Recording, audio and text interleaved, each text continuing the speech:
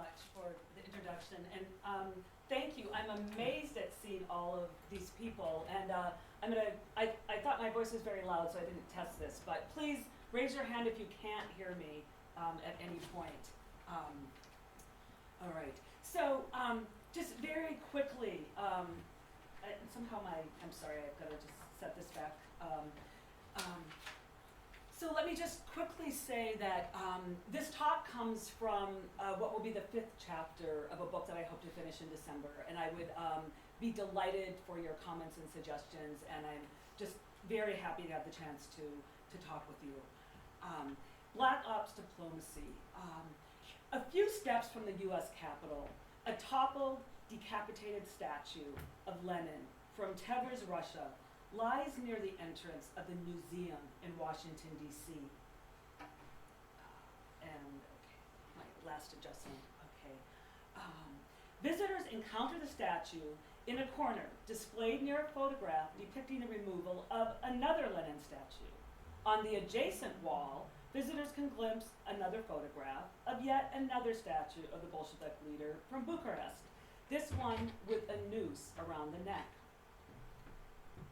Across the country, in Las Vegas, Nevada, diners stroll past a gargantuan statue of Lenin, also headless, to dine in Russian imperial splendor at the Red Star Restaurant and Vodka Lounge. For $14, a triumphalist tippler may sample such cocktails as the Chernobyl or the rude Cosmonaut Martini. Those seeking a more rarefied experience can avail themselves of the quote-unquote exclusive vodka vault, where they can, quote, do shots off Vladimir Lenin's head with a choice of 200 varieties of top-shelf vodka, starting at $200 a shot.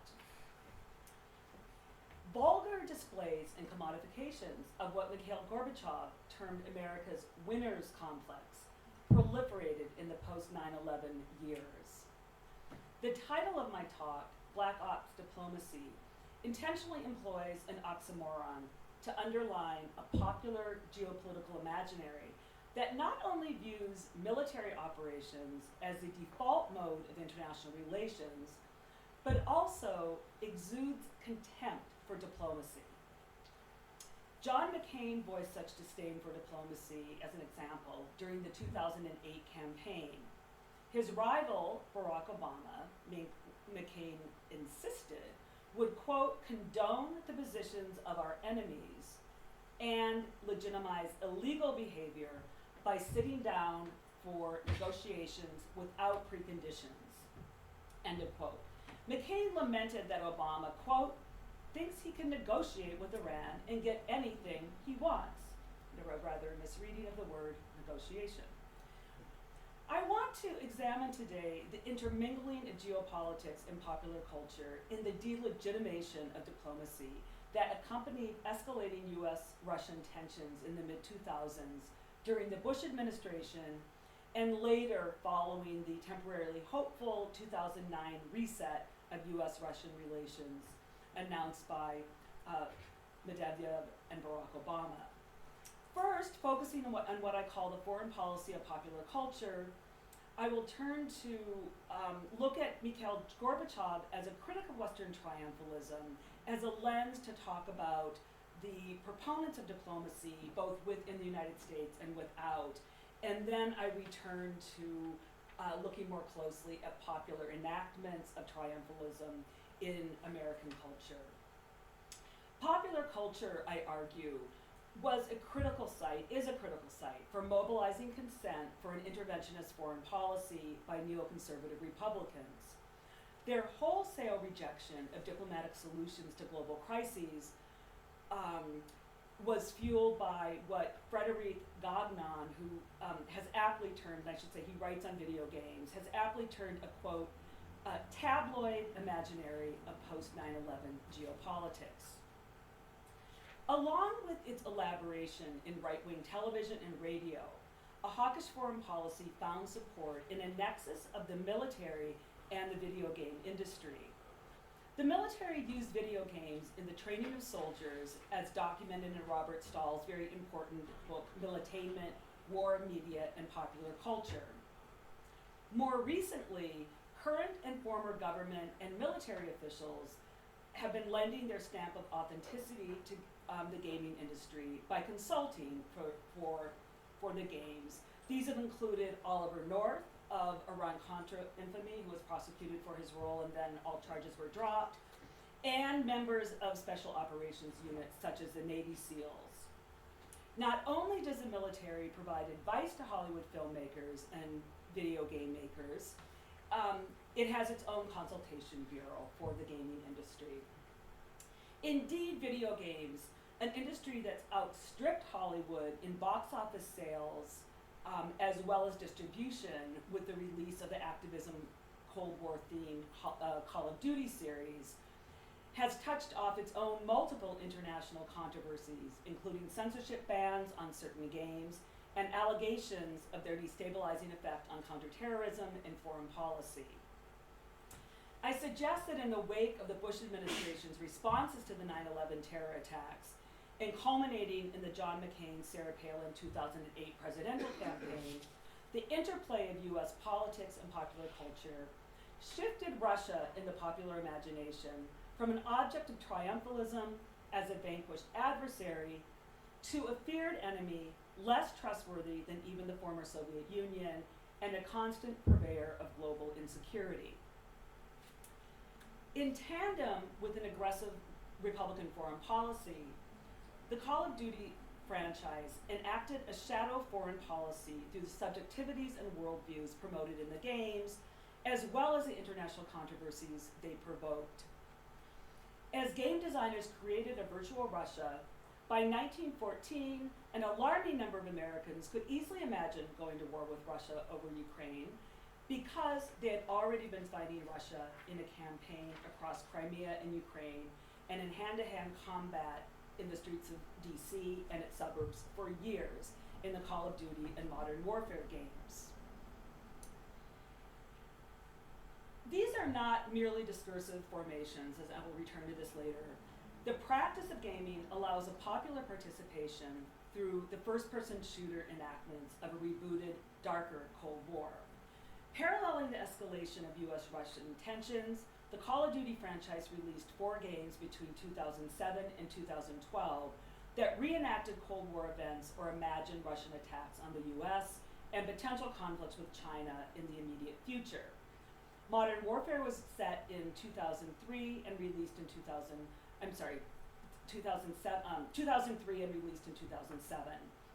All of these were wildly successful and broke industry sales records, ranging from a surprise Russian invasion of the United States where the player engages in firefights with Russian troops in the streets of DC to a conflict with China in 2025.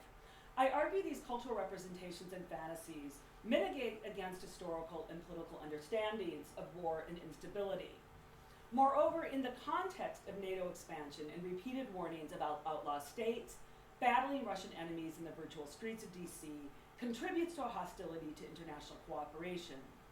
As the video game industry, again, eclipsed Hollywood in terms of revenue and profits, the makers of Call of Duty franchise had garnered enough cultural capital that Time magazine was willing to lend its logo and cover design to advertise the 2011 release of Modern Warfare 3. The faux cover showed a world, quote, on the brink with New York City under attack by Russia in the year 2016. And I can't emphasize enough historically how iconic these Time magazine covers are, and it's quite stunning that they would use let somebody use their logo for this imagined war. Now, on the one hand, I certainly don't want to suggest a very literal or direct reading of popular culture. And I very much want to recognize these particular games as part of a much longer history of US films, novels, and games that imagine historical counterfactuals in very complex and often very playful ways. I want to further emphasize that the games, like any cultural text, do not carry political meanings in and of themselves. However, I suggest they contribute to meaning making and are a very important site of meaning making. in a dynamic synergistic relationship with a range of other meaning and politics. So I'm suggesting it's in this very particular context that these video games can take on this a foreign policy that's deeply anti-diplomacy. So it is in the context of NATO expansion and repeated warnings about outlaw states. In that context, battling Russian ultranationalist terrorists in the virtual streets. It's in that context that contribute to the undermining of support for treaties and international cooperation. Indeed, before that, popular culture production and enactments are also a critical part of redefining threats and enemies in the post-1989 and then post-9/11 landscapes. Cultural representations and enactments of Americans and NATO allies fighting Russians, Middle Easterners, and foreign Yugoslavians mitigate against historical and political understandings of war and instability, encouraging instead fantasies of covert and military operations. Call of Duty, Gagnon argues, quote, invites gamers and Americans to concede as war and the preparation of war as the chief instruments of foreign policy.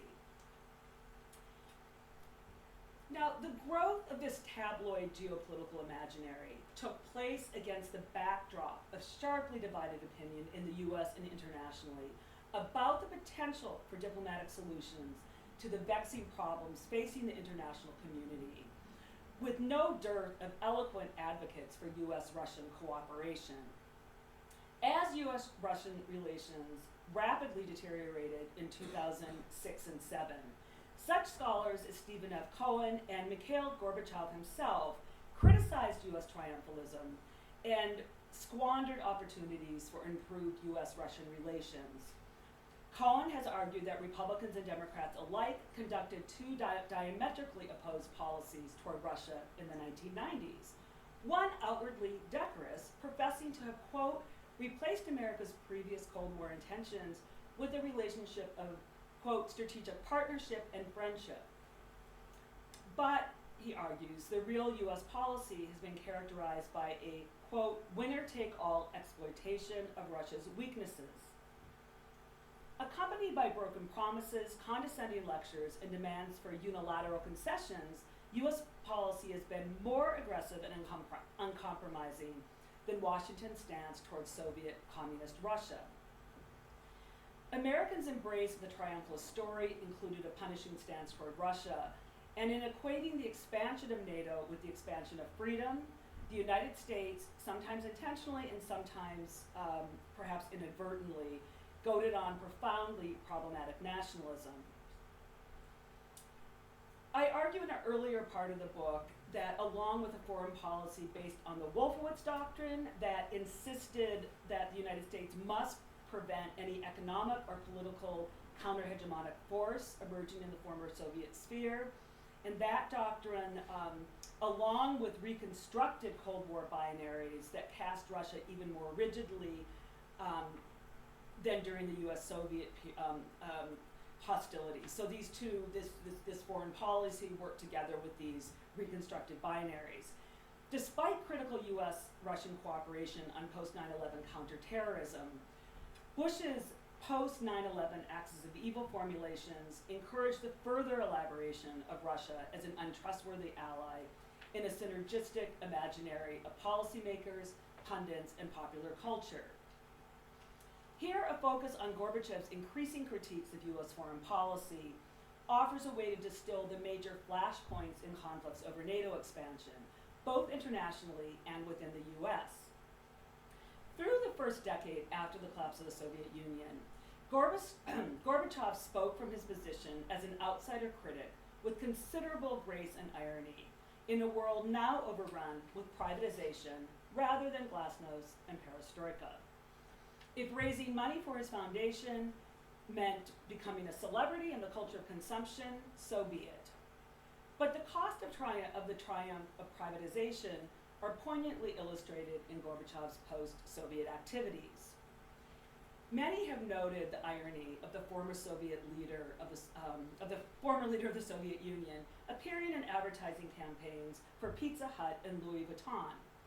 In a 1997 Pizza Hut television commercial, which for Gorbachev made approximately $1 million, he is recognized as he sits down with his granddaughter at a Pizza Hut in Moscow. Customers passionately debate his legacy. He ruined us.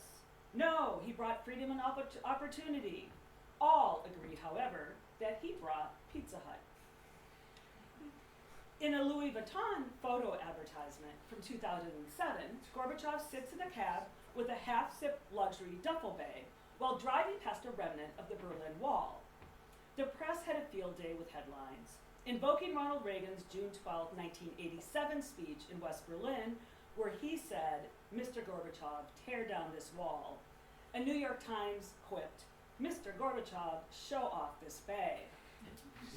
For others, the ad activated a world of spies, secrecy, and codes. Upside down in Cyrillic and needing a magnifying glass to read, so we can't read it from here, headlines on the newspaper poking out from the Louis Vuitton bag read, quote, "The murder of Vitnenko. They wanted to give the suspect up for $7,000. The headline referred to the former KGB spy who had died the previous November after being poisoned with a radioactive isotope of plutonium-210, and while dying had accused President Putin of orchestrating his death. The ad's barely visible text prompted much speculation and dismissals of any significance by Bhutan representatives.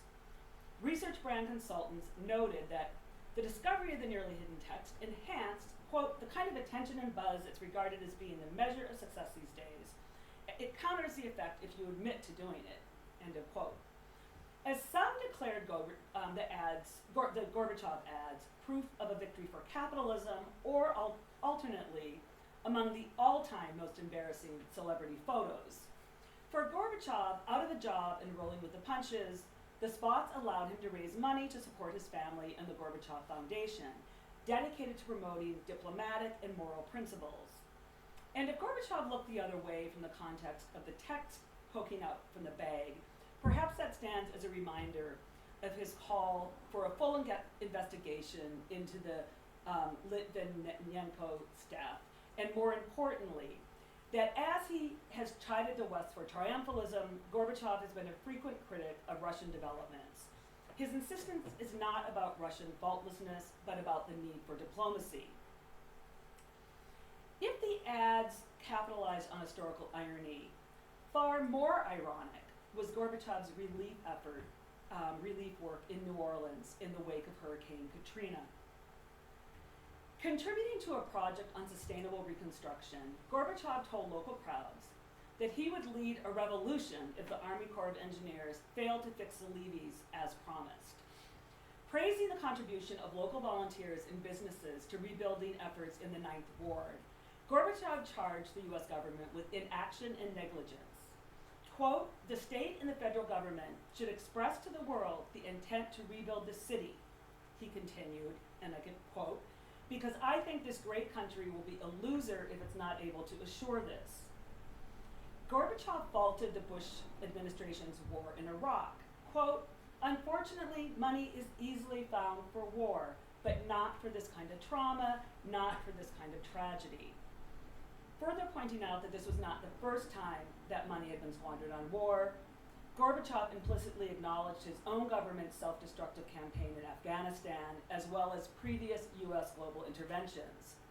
Pizza Hut cameos aside, in underscoring the capitalist victor's inability to meet the needs of its people, in New Orleans, Gorbachev had his say regarding utterly failed neoliberal policies. As did Cuban officials, I'll add, though the Bush administration rebuffed Cuba's offer to send, quote, some 1,600 medics, field hospitals, and 83 tons of medical supplies to ease the humanitarian disaster in New Orleans. At that point, White House spokesman Scott McClellan scorned the proposal, stating that, quote, "When it comes to Cuba, we have one message for Fidel Castro. He needs to offer the people of Cuba their freedom," end of quote. The extraordinary privatization of the functions of the state and the dismantling of government agencies illustrated in the Katrina tragedy can only be understood in the longer story of Western capitalist triumphalism with the aggressive policies of deregulation that went hand in hand with shock therapy and structural adjustment. In tracing a common language of nostalgia and anxiety among people with divergent histories who have nonetheless experienced radical privatization, historians have an important opportunity to read contemporary American politics as part of broader global developments. The burgeoning scholarship on the former Eastern Bloc is helpful in thinking about crises in the legitimacy of the state and governance, even in the United States, I would suggest. From US policies of deregulation beginning with the 1980s through privatization and the neglect of public infrastructure during the economic boom of the 90s, Western states, like the former East, have undergone a fragmentation of sovereignty. Functions of the state have been contracted out to the lowest or best connected bidder and have disintegrated into a dizzying array of agencies and administrative zones with overlapping boundaries and no universal center of competence, engendering a crisis of governability. As the late historian Clyde Woods has shown in his brilliant analysis of the fractured plantation governance of Louisiana, these dynamics were strikingly manifest in the privatization, asset stripping, and state ineptitude and paralysis in the Gulf region, in the aftermath of Hurricane Katrina, and again into the 2000 British petroleum oil spill. If Gorbachev's aid to New Orleans was entirely consistent with his values and the ongoing work of his foundation, his zest and obvious pleasure in calling for a revolution in New Orleans might be explained in part by Bush's warning to Putin earlier that year that the sovereignty of Georgia, quote, must be respected by all nations, an unnecessary provocation in the eyes of Gorbachev that signaled an emboldened winner's complex on the part of the US. In April of 2005, Gorbachev said that Americans have a severe disease. It is called the winner's complex, end of quote. As tensions continued to mount, he declared in 2008, we had 10 years after the Cold War to build a new world order, and yet we squandered them. The United States cannot tolerate anyone acting independently. Every US president has to have a war, end of quote. Critical turning points for Gorbachev included NATO's promise of eventual membership to Georgia and Ukraine. Gorbachev, like James Baker, Secretary of State at the time when George H.W. Bush and Gorbachev declared the end of the Cold War on December 3rd, 1989 at the Malta Summit. So Baker, like Gorbachev, believed that there was a clear understanding that NATO, an explicitly Cold War organization, would not expand, and certainly not to Russia's borders. For Gorbachev, speaking in 2008, the Americans, quote, the Americans promised they would not expand beyond the boundaries of Germany after the Cold War, but now half of Eastern and Central Germany, half of Eastern and Central Europe are members, so what happens to their promises? It shows they cannot be trusted, end of quote.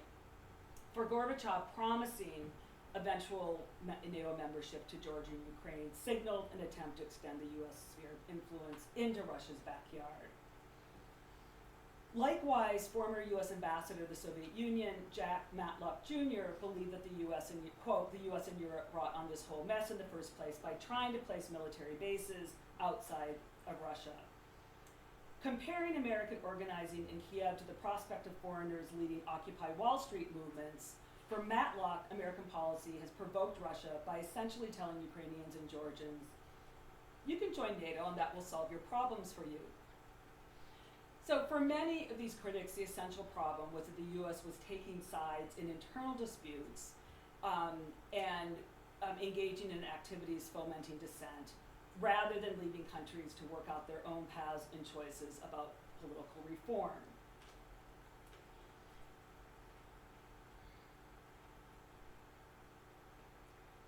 Paralleling increasing spats among US politicians deeply divided on policies toward Russia, all-out warfare with Russia escalated in the virtual world, engendering its own international tensions. The day after the January 24th, 2011 terrorist bombing at the Domodedovo airport in Moscow, Russian Times Television explored a stunning and troubling similarity between the details of the bombing and the 2009 Modern Warfare Modern Warfare 2 No Russian segment. Before turning to the segment and the criticisms it engendered, at the risk of repetition, it's critical to note that the entire game involves US war with Russia. It's set in 2016 with the ultranationalists having taken over Russia, and a terrorist stages a civilian massacre in a fictitious Moscow airport, or the Russian leader. The Russian ultranationalists who have planned the bombing convinced people that the US is responsible. Russia then launches a surprise invasion of the United States in these segments, the players now fighting Russia in the streets, as I've talked about before. Now, in the No Russian segment, the gamer plays as a CIA agent who needs to establish credibility with the ultranationalist in order to effectively go undercover as a double agent. Hence, the gamer commits terrorist attacks by gunning down civilians at the airport. In the first-person shooter mode, the gamer has no choice except to gun down the civilians. And I'll note, because I know a lot of you know this, under criticisms from Germany and Russia, this was quickly changed, so the player no longer had to do that, but initially they had to do that, and the gaming industry changed it because they didn't want to lose the revenue. But initially, there was no choice. The Russian Times broadcast, picked up by the New York Times, the Russian Times broadcast, television news broadcast, picked up by the New York Times, featured counterterrorism experts from Russia, Europe, and the United States, considering the possibility that the gaming segment could have influenced a terrorist behind the bombing. A first consideration in this discussion was its wide distribution. Broadcaster Lauren Lister, who we see here on the screen, reported that the November 2009 release surpassed $1 billion in sales in its first 2 months. And in addition, without even buying the game, the No Russian segment could be viewed on YouTube. In fact, the segment had 870,000 YouTube views by the time of the bombing. Counter-terrorist experts cautioned against assuming direct causal links between the game and the bombing, but given the striking similarities, nonetheless speculated as to whether the perpetrators of the attack, quote, might have trained using the game or others like it. Others argued that, quote, those already radicalized, such as jihadists, Al-Qaeda, etc., could be influenced by the game. And I want to note very, very quickly that there's been other controversies about the games with bannings in Germany, Cuba, that were not directly related to this particular game, but I'm going to just have to bracket that for now. Now, I want to turn to an examination back to Black Ops and the Call of Duty franchise, but first really emphasize again that it's part of a disparate but I believe synergistic field of cultural practices and performance and enactments that taken together reboot the deep structures of the Cold War and produce a powerful common sense narrative about the relationship between the Cold War and the war on terror. To emphasize this broader field, I want to begin not with the video games, but with enactments that one sees at the International Spy Museum in Washington, D.C., an incredibly popular museum where on any given day there's far more people there than at the free U.S.-sponsored museums, various museums throughout the mall. This museum opened in 2002 in the wake of the 9/11 terror attacks, and the museum was organized by a group of people, a group of former CIA and British intelligence officials, and a large group who were overtly dedicated to defending the U.S. intelligence community. Nonetheless, led by their director, Peter Ernest, a name at least he's been using for 35 years if it's real, a former CIA member, they get a great insistence, like the video games, on their authenticity, on the authenticity of the museum, on the truth and historical accuracy. At the International Spy Museum, as As the visitor exits the golden age of Cold War espionage exhibit, eyes are drawn to a painting of a headless dragon with snakes slithering out from the torso in all directions. In the accompanying description, former CIA Director James Woolsey describes the image as emblematic of the foreign policy challenges facing the United States in a post-Soviet world. Quote, "We've slain a large dragon, but we now live in a jungle filled with a bewildering variety of poisonous snakes. And in many ways, the dragon was easier to keep track of." Now, again, despite their claims to objectivity and historical accuracies, many of the museum's role-playing scenarios represent allegorical claims for the legitimacy of the U.S. intelligence community in the wake of 9/11. One of the big features that they started out with, and I'm going to quote Ernest, quote, "At the museum we show that George Washington, one of our revolutionary leaders and the father of our country, was also the founder of U.S. intelligence. He was a very active intelligence officer, recruited and paid agents, used ciphers and dead drones. For Ernest, espionage is as American as apple pie." While the idea for the museum was clearly hatched before the bombings as it opened in July of 2002, in keeping with its founder's mission to defend U.S. intelligence community, the museum enlists George Washington as a part of its defense of the October 2001 Patriot Act. To surveil or be surveilled is patriotic. Surveillance is patriotism. Now, in addition to touting the patriotism of espionage and surveillance, the museum's support for George W. Bush's administration war on terror, I would suggest, is at odds with a serious consideration of Cold War history. And I'm going to use two examples that I think are very telling. As part of the museum's speaker series, the program on March 20th, 2008, "The Bomber Behind the Veil, Muslim Women in Violent Jihad," featured Farhana Ali, an international policy analyst with the conservative RAND Corporation, described as, quote, "one of the very few researchers focused on these Muslim female fighters." And I'm going to underline that, that's a quote. The highly sensationalized advertising for the program informed the public that, quote, "a description of the Mujahidat is provided by Osama bin Laden, a Mujahidat in charge of training women in Afghanistan, who explained that, quote, the Mujahidat are trained in camps in Afghanistan and through the internet." The museum's breathless publicity copy included the warning, "Beware the Mujahidat." The public is invited to, quote, "join Ali, who draws on her background," and I'm quoting, "as an accomplished counterterrorism, intelligence, and policy analyst, as well as a Muslim woman, for a discussion of the Mujahidat, their place in Islamic history, their psychological profile, and the likely shelf life of this provocative and disturbing trend."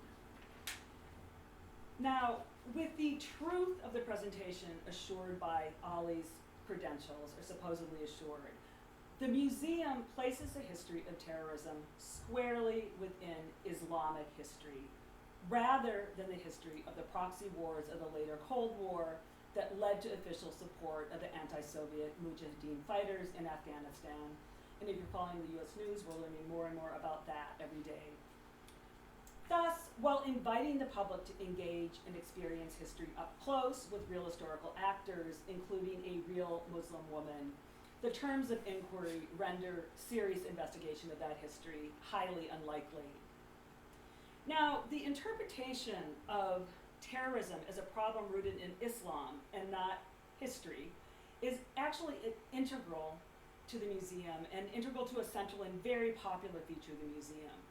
In Operation Spy, described by the museum as a, quote, immersion interactive experience where you are the spy, the mission to locate a missing nuclear trigger before it ends up in the wrong hands sends the visitor through a fabricated world of subterranean passageways, backroom offices, and field outposts.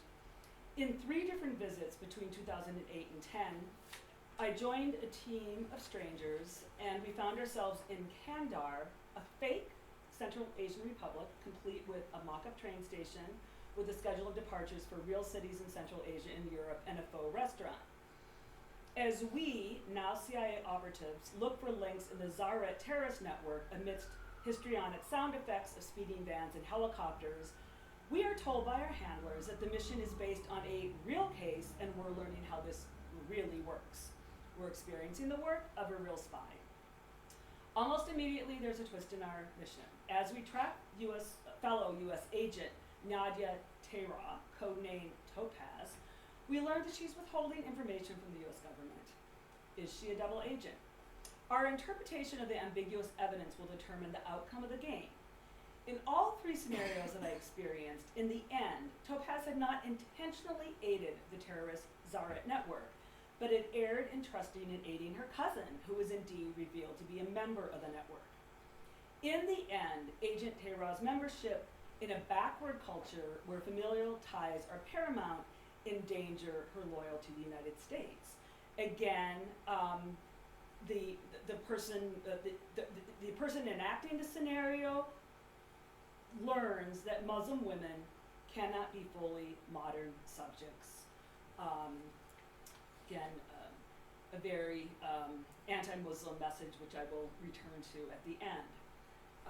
Now, for a very quick look at Black Ops as my last example, I confess, my reading of Black Ops comes from playing the game by proxy over a very long weekend. I do not have the skills to get through it, and this is my only video game chapter, partly because of that.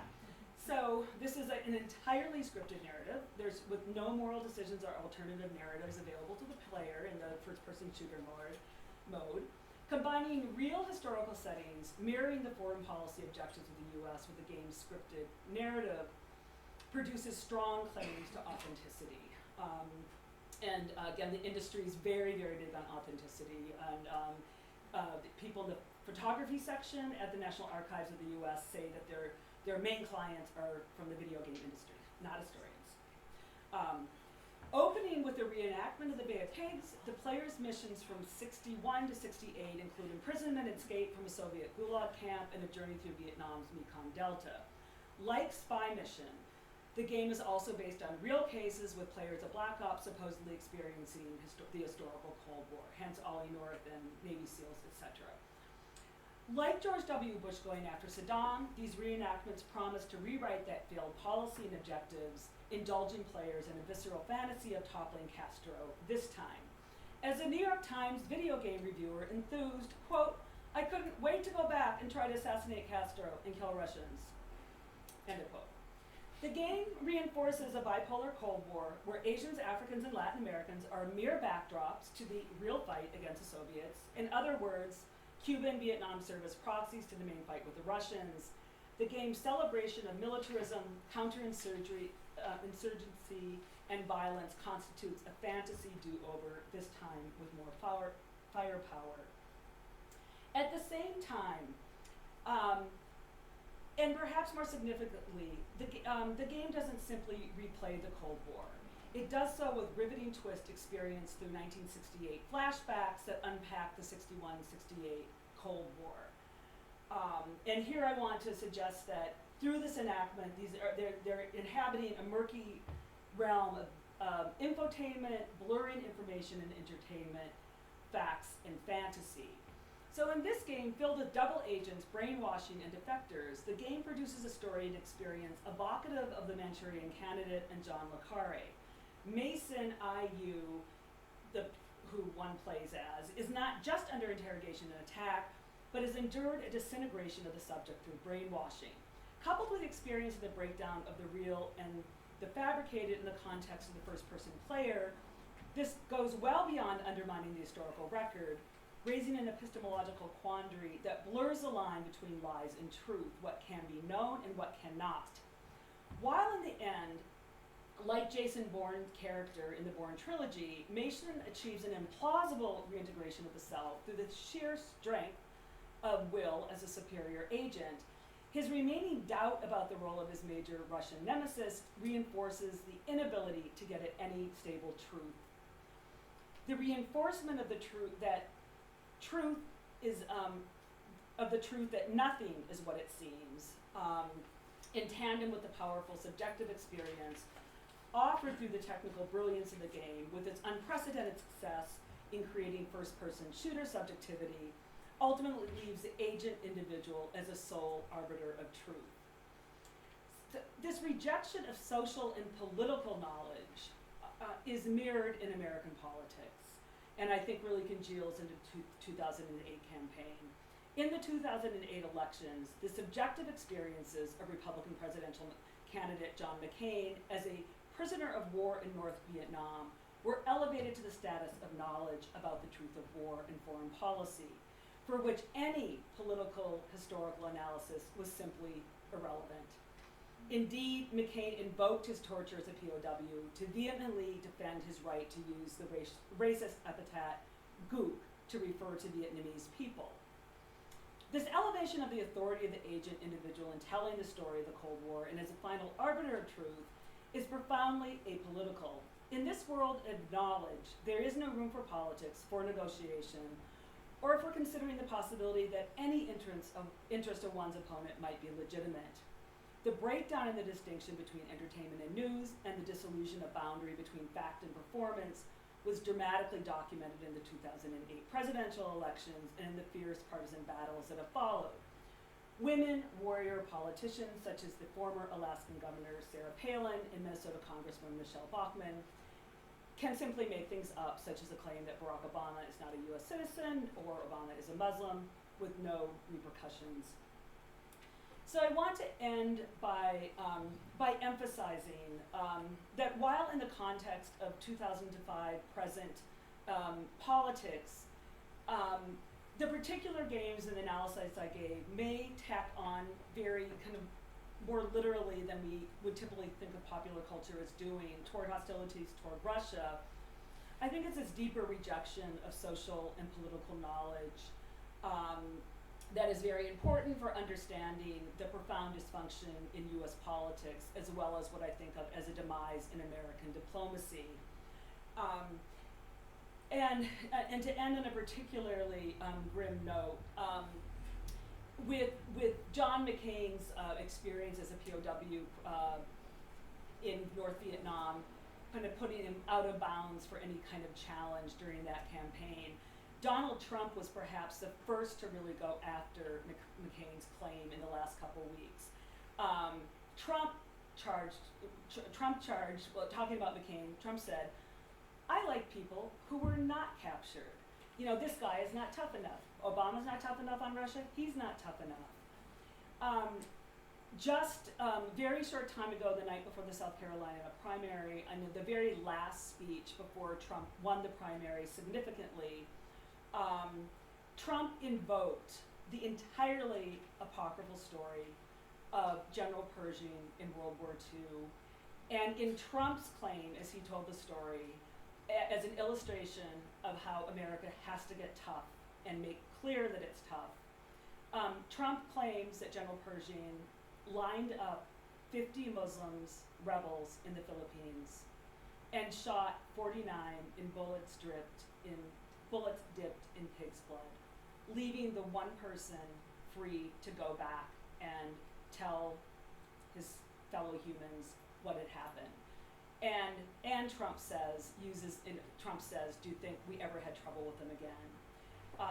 So again, in a sort of horrific coming together of a disregard for political, social fact, history, and a triumphalism that is can merely be described as violent and racist bullying.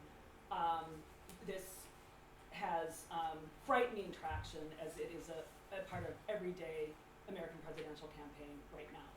So thank you very much, and I would welcome your questions and thoughts.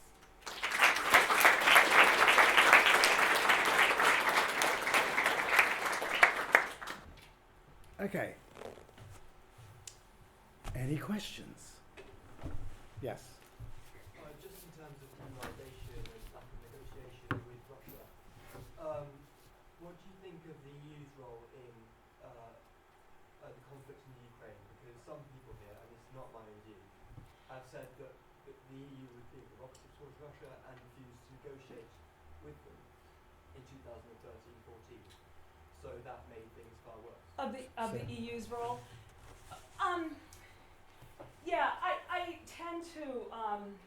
This is what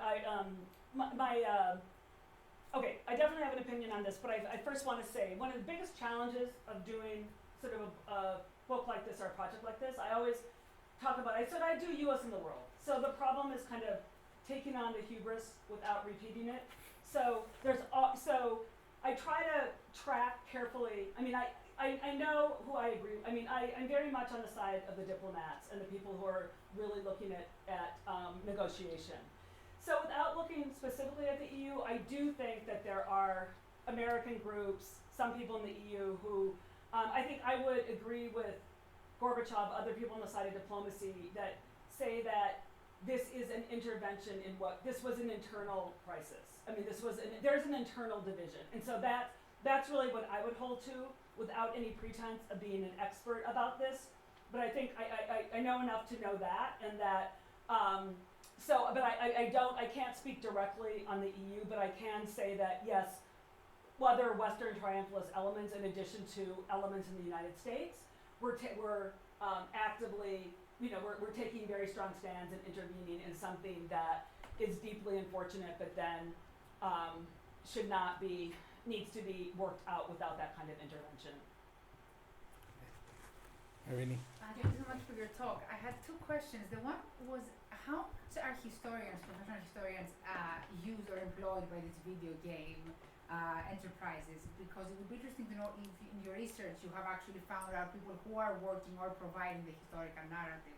That would be the first one. And the second one, I was really wondering, because you said how video game eclipsed film. And we know very well that film was following a bit of the governmental policy making. You went from interwar anti-communist rhetoric to the Grand Alliance embracing the patriotic Soviet ally to the Cold War communist foe.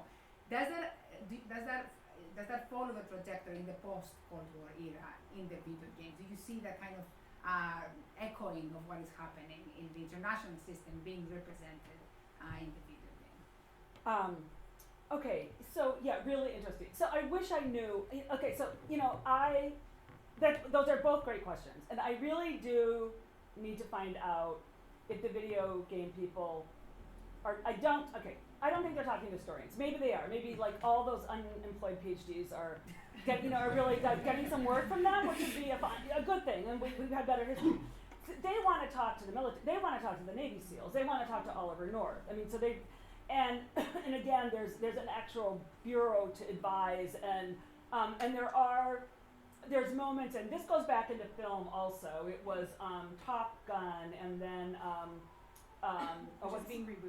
which is being rebooted, and Hunt for Red October. Like all of these kind of films had military advisors, and then there were always. I mean, I don't know how serious you can take it. Oh, are we giving away military secrets by showing this? And we have to get through this to the military. So it's kind of they're all having this great fun with their relationship doing this. But and I don't know how to get in to talk to those very high. I mean, like I have no access to a Hollywood producer or how to. But I would love. It's a really good question if they are talking to historians. And I think going back and talking to the archivist, the photo archivist, because they know them more because they're the ones that they're going to for the visual authenticity and documentation. So they are historians. It's the visual historians. Okay, that took me a long time to realize that. Thank you. Yeah, they're talking to the visual historians. And so is this tracking? I mean, I'm not. I think that. I guess we might. I guess my immediate inclination is to say. So do you mean both in terms of regulation or how Hollywood worked with the government during World War II? How it's represented in the video game? Is Russia always the enemy? It doesn't follow the changes that are happening in the governmental policy from strategic partnership to actually being the ultimate. Right. It does. And some of these the World War II themed games will have they'll have a strategic partnership, and I think several Russians have told me that they feel like. Excuse me, the Russians beat the Nazis, we lost all these people, but in the games they're allies, but the Americans helped them. So they don't like those representations, but yeah, they definitely are presented as being kind of strategic allies. And what I find interesting, and again, I'm really aware that there's a lot of counterfactual games out there, and for anybody who knows like these games or novels or anything, I'd be really interested in your thoughts because, I don't want to simplify this too much, but this tracks on with, it's a very divided politics and policy, but right now I really feel like there's, whether it's, Obama's record is divided. I genuinely believe that he wants diplomacy, he's on the side of diplomacy. Anytime he talks about negotiation, there's a sharp attack from the right. So it's so delegitimized. It's always questioned. The motive is always questioned. And I'm wondering, I feel like that's somewhat backed him into a corner. My guess right now is that and there's a lot of, the Defense Department from last summer and then again just now is like sort of named Russia as a greater threat than ISIS, which I don't understand. And I'm wondering, is Obama letting that go? Partly because the president doesn't set foreign policy entirely, to say the least, because there's so many longer-term military things in place, but also because, is he just kind of, sort of picking his battles when he wants to get stuff through with Cuba and Iran and can't afford to go out after everything. But this seems a very, very kind of major problem to me. So, but it's not tracking on to a more, never mind, unity of World War II. Yeah, but yeah, that's really interesting. Yes, I think. I was wondering, we have, like, Okay, I'm sorry. I should let you take the questions because I'm not looking. Thank you. Okay. just wondering whether you have any ideas of what games you want to do beyond Call of Duty, because two examples I would suggest would be, one is the Assassin's Creed franchise. Have you heard of that? Absolutely. That's where historians are used mainly for like building the world. So for instance, they had one person in one of the latest ones who just spent the entire time working on recreating Notre Dame. Oh, okay. In its entirety. And then another one would be a game called Spec Ops: The Line. Spec Ops Live? The Line. The Line, okay. Because you talked about in regards to Call of Duty how it doesn't have an explicit political message to the player in the sense beyond Americans winning over the Russians. Whereas that's kind of where it looks more into, I would say, the problems of such an idea and sort of American militarism and the effects that can have. So Spec Ops is looking more at the problems. Yes, it's about a Navy SEAL team in Dubai and kind of the effects it has on the soldiers. Okay, so okay. I'm just wondering if you have any others beyond that you know of. No, that's really interesting, and I guess so with the Assassin's Creed. So this is the idea of employing historians and the notion of historical authenticity, and so that would be so that's an interesting.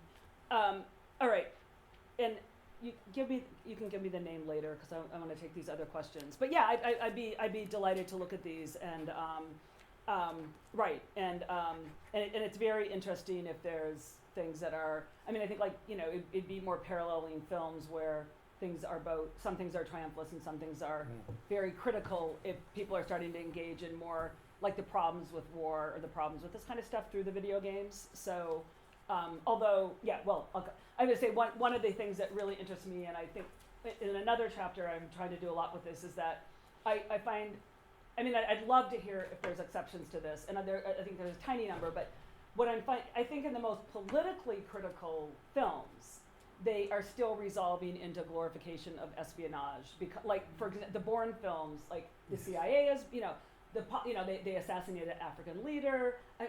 So it's critical of U.S. politics. It's critical of the CIA. But in the very end, only in the very end, then the CIA is kind of resolved. Well, it becomes a bad apple. Why are you helping me? It's because this isn't who we are. Even after you've seen this systematic corruption. But then even more importantly, the only way to fix that, this horrible, horrible problem, is by being the best agent of all. But that's the only way out. So you're in this loop of we need the agent. America, they're just dying for the Navy SEALs. We're just dying to be saved by that. And so that's not an extended war, but that's the only. So that's the, if we need that, it's like, it's gotta be about the Navy SEA, and no politics, not the idea of negotiating. And that sensibility, I think, is just running deeply, deeply, deeply through the culture. Okay, that was a long answer, sorry. Yeah. And I, There was, okay. and then What made you decide to look at video games as opposed to, say, for example, something else that might be often presented as possibly a bit more factual? So, for example, video games are always presented as total fantasy, but are in no way are very rarely representative of any sort of modern day society. But whereas, for example, say something maybe historical fiction, or say, for example, the press, which tend to at least present themselves as being a bit more factual, a bit more objective, and as a result could influence people's views more. Mhm. What made you decide to pick computer games without interest? Yeah, I'm glad you asked that question. So I do look at some historical fiction in films more in the other chapters, and this is, again, I would like to look at more video games, but I'm limited in my ability to do that. But I started looking at video games because when I would teach about the Cold War, and it wasn't even necessarily culture, my student, and this is, mid-2000, years, I mean, I've been teaching for years. Years ago, my students would start to come and tell me about video games. And so I started a dialogue about this through talking to students. And as these particular games came out, and I also, I did, how old is he? I have a 18-year-old, so I was somewhat exposed, and he gives me a hard time because I actually got him Call of Duty and like they played through it, so it's like I'm imposing these violent video games on him.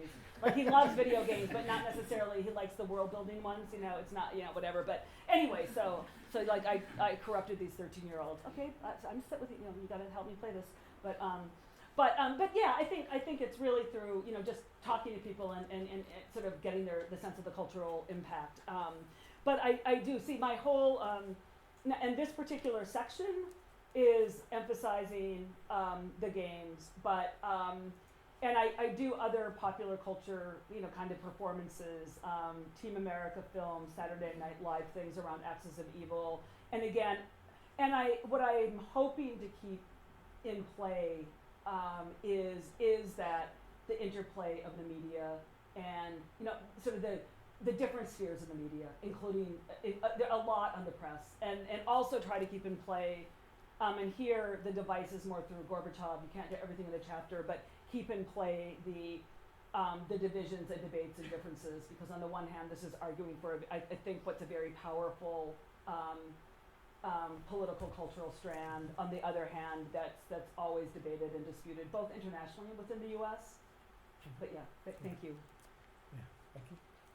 I had a couple of observations and then a question. I'm listening to the second series of Serial at the moment about the Bo Bergdahl guy who walked off base and then and he's kind of like a case study for your paper, because he actually references the Jason Bourne movies as what was in his head when he was imagining himself as this superhero that was going to take on, the US Army single-handedly. The other observation was, what are the Russian teenagers playing? Are the Americans the bad guys in their movie games, and are they made by the same big American corporations who are making the American games?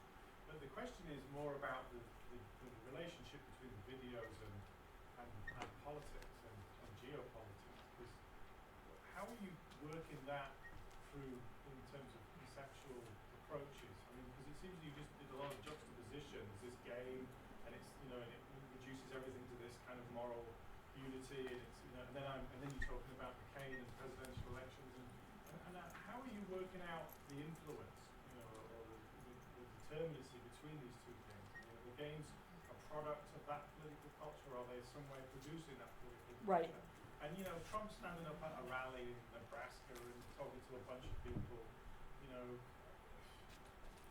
yeah, it's very terrifying and worrying, but is this video game culture that do we really believe that the television and the movies and the games are generating that, or as if and it's a pretty gloomy prospect if it is that, and we're in the throe of these kinds of creative media. Yeah, I mean okay. I'm going to go in order, even though that's like that's a. I mean, I see the heart of the question, but I just want to. Yeah. So I haven't been able to watch that yet. I mean, this is like what. But yeah. But you're absolutely right. The Bogue Burdal. That's exactly. Yeah. That's. And this is one of the problems, both politically and culturally. This stuff keeps happening faster than almost faster than I can keep up with it. And I've actually been doing this for some time. So in that sense, I kind of was maybe onto something a little bit at the same time. But yeah, but no, thank you. That's a really that's a really important example. And I just really want to quickly address what the Russians are playing. And this does go back into the relationship of like video games in the industry. Okay, so I'm not maybe a sociologist or somebody who is very quantitative could come up with a program and something and do a whole, I'm sure one could come up with a very good survey of sorts, but I don't really have the means to do that in a lot of different ways. These are played globally, and I do think it's different. And there's, I would come back to, and this partly is it's not like, I don't think there's a neat answer to your second question, because I think again, I think meaning making is, it's produced between these different things and in the synergistic relationship. So, and I do think, so I'm not arguing that video games are causing Donald Trump per se. I do think, but I do think that popular culture, I mean, I think popular culture is a critical site of knowledge production. I think it's easy for us to see this, like when we look back in 1898 and you see the circulation of all those horribly racist cartoons about people in the Philippines or Cuba or African Americans. I think it's then easy to see how popular culture both produces and circulates ideas that you cannot easily separate into cause and effect. So I think it's more along those grounds. But so just back to Russians, I mean, again, this is very anecdotal, but I've just heard it so much. I've met younger Russians who say, I learned English from playing those video games. And one, I'm like, oh my God, I used to argue, I still argue. Okay, Willis Conover and jazz did not win the Cold War. Okay, I don't think it, however, the idea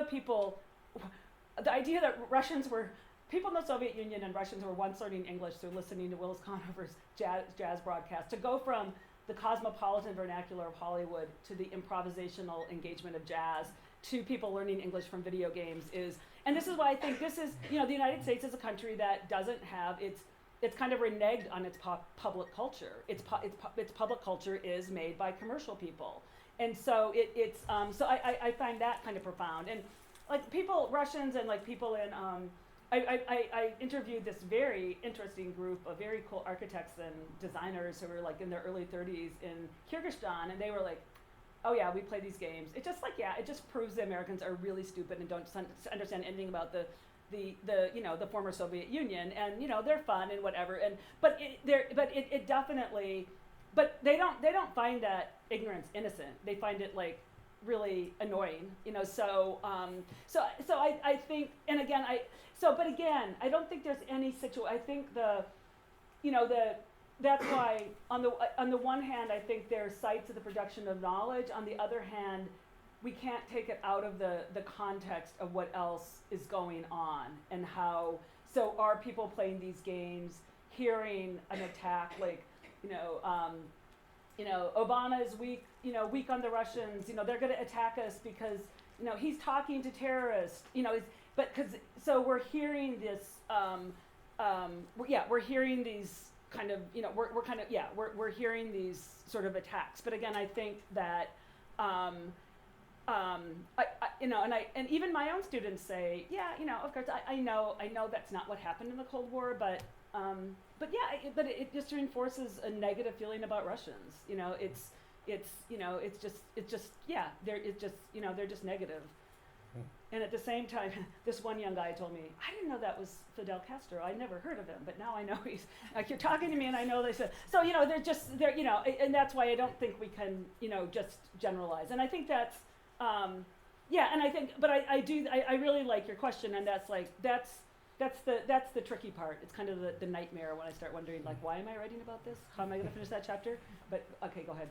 I was just going to ask, in the 80s there was quite a close relationship between the White House and Hollywood. Yeah. Are you aware of that relationship continuing post-Cold War between sort of the video game industry and the American government? Or? Yeah, absolutely. Yeah. And so I have a site if you want to look at it. I somewhere in my notes here.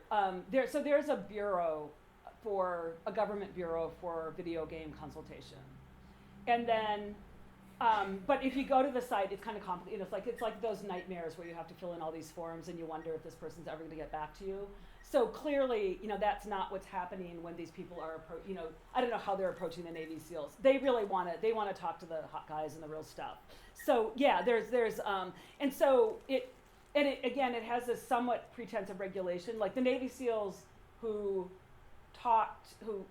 consulted for these video games were reprimanded. I don't know how badly they were punished. They weren't thrown out. I guess they were too good.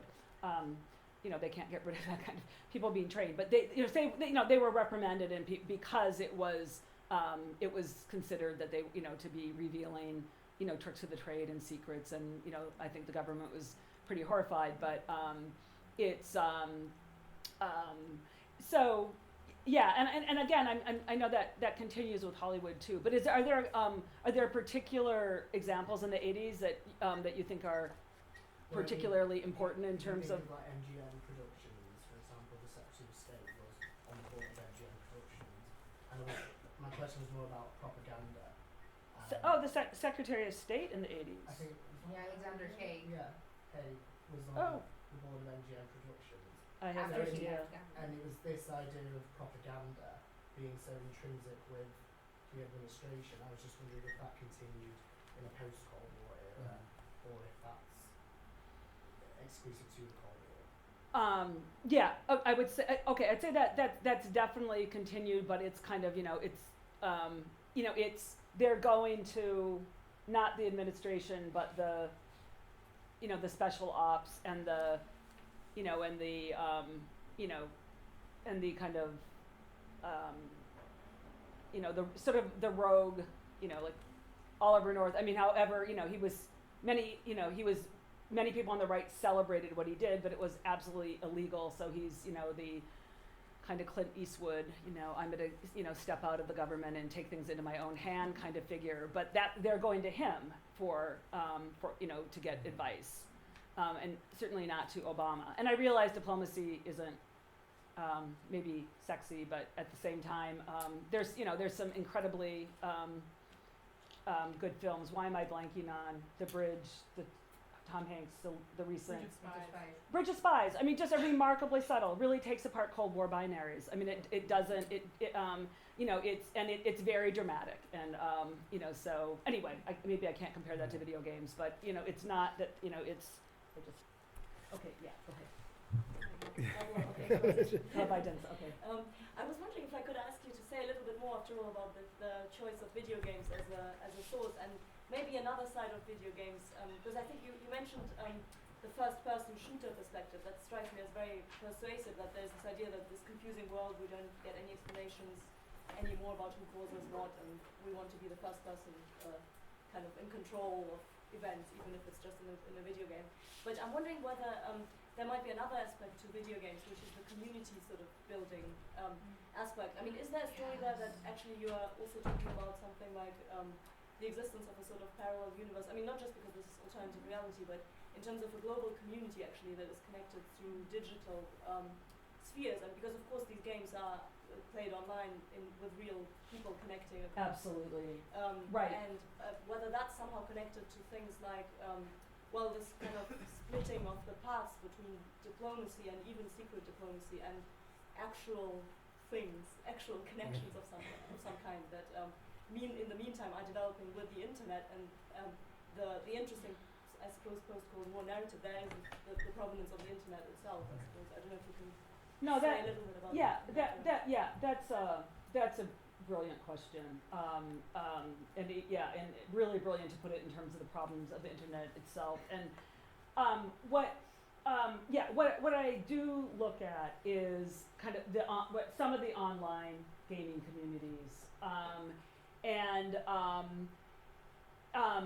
again, I really haven't so much worked this out, but one of the things so it's fascinating because and one of the things, again, this perhaps is more of a juxtaposition, but it's looking at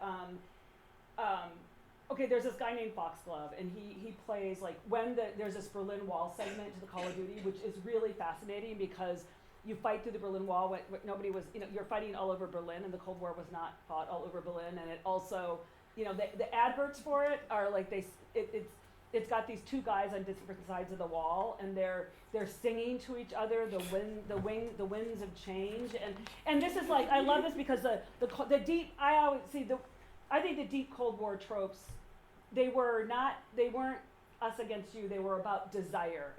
So desire for the other side. The Russian dissident, all those wonderful democratic men who were just dying to get over to the West, and people were, so it's very, homosocially, if not homoerotically charged, this deep desire. So they're staring across the wall, they want to come together, and then they're playing their guitars, but in the end the guitars turn into guns, and it resolves in fighting across the wall. So it's just like this old trope of desire, but it falls back into violence. But anyway, so I'm getting beside myself. So Foxglove is just so upset that his Call of Duty, it first came out, the different systems, right? He had the system that had access first, and he was extremely upset. This is so unfair to all of his fellow gamers. And he's just like, okay, well, I'm going to play through this segment for you because you deserve to see this now. You can't be deprived of this, and I'm going to help you play it. And he's walking through, and he's like, oh, it's this pornography of blood and violence. Oh, look at that blood. It's really, really cool. And he's like, but he's so concerned about these people. So it is this just really interesting genre of showing yourself playing to help your fellow gamers and calling out to this. He's like, my people are the YouTubes. And so there's all this so I'm very, very taken by that kind of community of concern. But it also is the same, like, it's the authenticity, it matters, but it doesn't. He's like, okay, here I am on the Berlin Wall. Okay, wait, is that east, west, north, south? Oh, I'm not sure, it doesn't really matter. It's like, everything's kind of like, again, it has to reference reality, but be apart from reality. And then the online, I think, I'd love to hear other ideas about this. And I'm also aware that these games are mostly played in the online multiplayer mode. And although I don't think it's just the industry that makes such a big ideal of narrative. And again, people are saying these new little games on the phone, that this whole narrative, this genre might be almost over, but it was really important for kind of, when it was experienced. But yeah, I think those do allow, again, this whole other set about questions. And I wish we could just talk even more, because that's a really great question. So. One more question. Yeah. Okay. Yeah. You mentioned British spies before. I was wondering what you sort of thought of the portrayal of kind of specifically kind of the US espionage, and also kind of the Soviet Union in it, because it was treated by critics as quite a kind of balanced view of the Cold War, and kind of almost exceptional in that it's sort of seen as this sort of film that doesn't take sides in the way that sort of some conventional film would. But at the same time, it has clear sort of, bad guys as, in sort of the GDR, for example, is portrayed as kind of quite a kind of conniving, manipulative part of the kind of the superpower relationship. I was wondering what you thought about that. Right, and also, and it's interesting because I think it at least it hints at, it gets at a tension between the GDR and the Soviet Union that is usually ignored, and right, and I think that's what's really interesting. I think it was precisely interesting because to my mind it really didn't take sides, and it's sort of I'm very, on the one hand I'm very part of the burden of challenging triumphalism is, I really have been influenced by the great material on the Eastern Bloc, which is sort of showing that, yes, some of these regimes, there was repression, there were some really serious problems, but people also had, sort of rich, meaningful lives. People also, they could be critical of their society, but also buy into a lot of its highest ideals, just like people in the U.S. are, England can be, like, you're both critical and you believe in But I didn't take. I mean, I took. There were moments and more than moments in the GDR when you just didn't want to get arrested and go into a prison because you really didn't know the outcome, and that's and I didn't take that. I took that as a plausible scenario at that moment. That I didn't take it as defining the whole of the GDR experience, and I certainly see how somebody kind of knew nothing, where they could have fastened onto that as they're just really bad. What was really interesting to me as an historian, I really didn't know. I knew about that incident, but I didn't know this whole story, that this person was this incredible negotiator, and that had gone on to in all sorts of spheres sort of successfully kind of bridged all these problems and gotten all these different people out of prison in so many different contexts. So I just don't think it took the debate. It didn't take the bait on the differences, I mean, one could say, in focusing on the relationship and empathy and understanding between these men, that that's on the one hand, that's very much a Cold War trope, but that is very Cold War. I mean, I think that's actually kind of really, it's more realistic. Yeah. Anyway, thanks. Yeah, I'm wondering, it sounds like, at least from your paper, that a lot of these tropes and these games and the Spy Museum focus on spying and covert ops, and so I'm wondering if that's in fact true, if that sort of dominates these cultural representations, and why, and also, just thinking, yes, spying is very sexy on the one hand, but some of the revelations, at least at one point in U.S. history, of these covert ops, right, was cause for great controversy, right. And distress about America's role Right. in the world, and so I'm wondering if you think you see a shift in opinion on that, or how we kind of reconcile those things. I do, and I guess a part of as an historian, part of this book, you could think of it as, I hope it's more than this, but it is kind of a use and abuse of history kind of a book, in that I do think there's a shift to a glorification of espionage, and in addition, there's this the FX show The Americans, which is on this the Russian sleeper cell, which I not start in on that, but and all of the different and I think many different films, TV shows. I think there's just an obsession with spying and an incredible glorification of special ops. And I think that's a deep shift. And I think both that kind of triumphalism and that it requires not knowing, forgetting the history of assassinations of leaders, of being on the wrong side in so many times the Cold War, supporting white supremacist regimes, CIA helping to capture Nelson Mandela when he went to prison for 26 years, and again supporting all those horrible regimes, all the overthrows. So it requires sort of a dissociation from that history, or not, sort of a bracketing, or not kind of knowing that history. So part of the, part of what's necessary then is to go into those stories and disrupt them with that kind of history. And again, it's sort of, I packed a lot of juxtapositions into a short paper, but just kind of the obscenity of placing a problem of terrorism in Islam or a region, and these are the same people. These are the people that know better. They were the people who were. They're the people that were quite aware, or who were funding radical jihadist groups from the late from the late 70s really and into the 80s. And now we're getting a lot more information now about how much the U.S. was funding World Muslim Brotherhood, the most Wahhabist organizations. And there was just a release that the University of Nebraska had done textbooks that were then in Afghanistan and Saudi Arabia that gave a version of that country's history and religion that was just laying out just the most fundamental literalist versions of Islam that had never actually existed in these countries. So this incredible work of disinformation and sort of shaping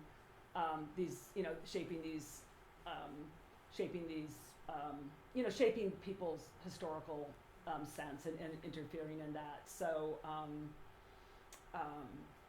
so I think I'm not sure I came back and answered that, but I got him.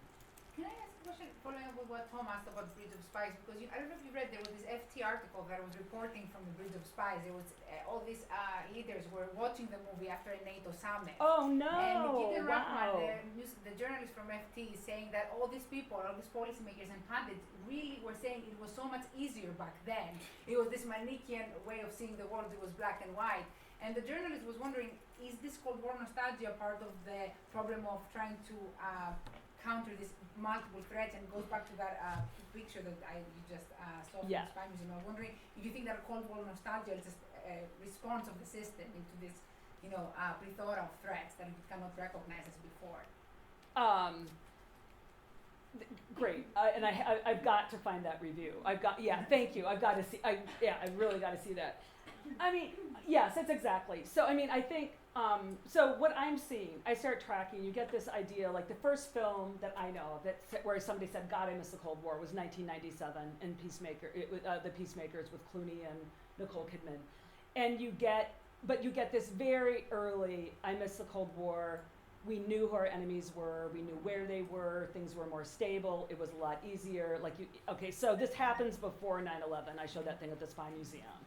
And so I guess in a sense I want to say, there's two different levels. So a enormous problem with that is that the idea that things were easier and we were safer, well, yeah, if you weren't in Latin America, Africa, Asia. I mean, that's a really nice little European American perspective.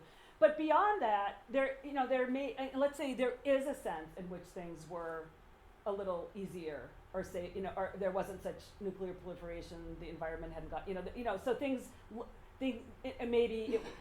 although they were, just whatever.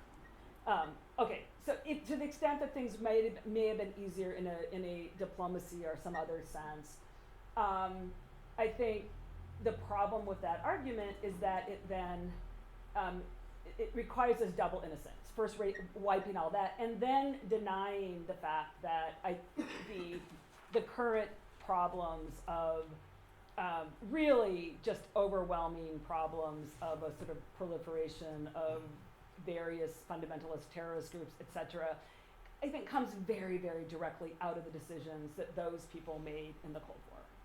About funding these groups, about destabilizing countries because they didn't understand or exactly like their politics. So it's both the funding, but a constant overthrowing of, in the U.S., you get overt stuff in state, the 50s. Well, sometimes we just might have to overthrow a democratic government because what's really important for democracy to survive, you need capitalism. And so in the long run, you've got to have capitalism first, democracy will follow. So have to overthrow somebody democratic, well, too bad, but short term, it's going to be so constantly making those kind of decisions of destabilizing things. So that's that's the problem. But it's and that's one of the tricks is what operates immediately is both, so that nostalgia seems to be the opposite of triumphalism. I miss it, or we won, yeah, but they're moving together all the time. And so that's kind of the framing of the book. So and I can't wait to see that review. Again, I gotta, and then just I have to be shut in a room with no media in order, because this, again, every day, this is moving too fast. There's better sources every time I talk to somebody. Oh no, I have to see that. Okay, I think we'll draw things to a close after. Okay. Can I first just say thank you? And I really thank you for your questions and your suggestions. It's enormously helpful. I'm sitting down, started at the end of May, to finish writing this, which I've done, by December, I hope. And this is what, the last put together chapter. So, thank you. And thank you. Thank you.